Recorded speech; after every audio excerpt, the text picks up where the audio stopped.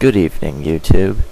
I am Dr. V, here to help you with your relationship, social problems, and anything else that might come my way.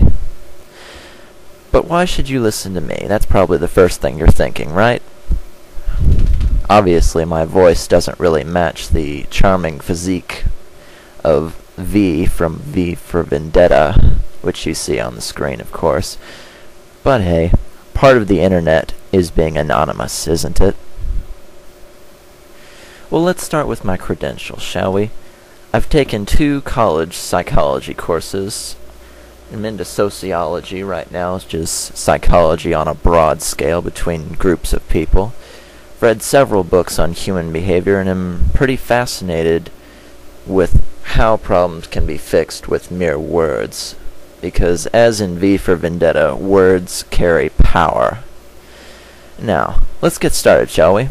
First off, we've got a letter from someone named Amy in Florida, down in the States, United States of America. Amy says, "Dear Dr. V, I think my boyfriend might be cheating on me. Whenever he sees me coming down the hall in school, he runs his hand over his head like he's upset or something, but his hair is up in spikes and he ends up looking silly. I think something is wrong. Please help. Amy, Florida, USA."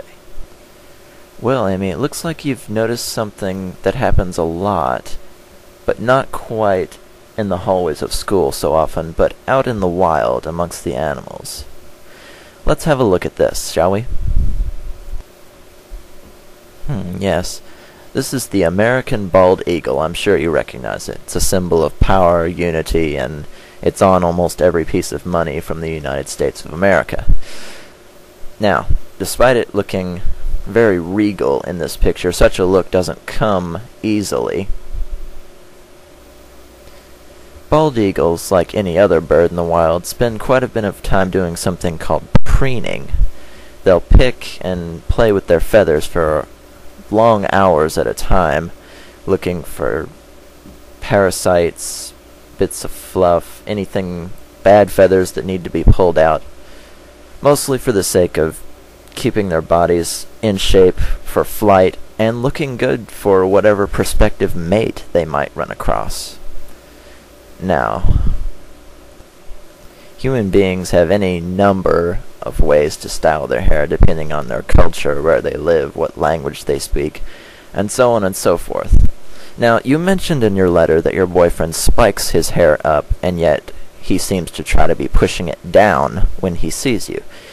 This may be, in my opinion, a form of unconscious preening. He's trying to make himself look better for you while you're still coming to meet him. Sure, he's already done his hair up, but despite that, he wants to look his best for you. I don't think he's cheating on you, Amy.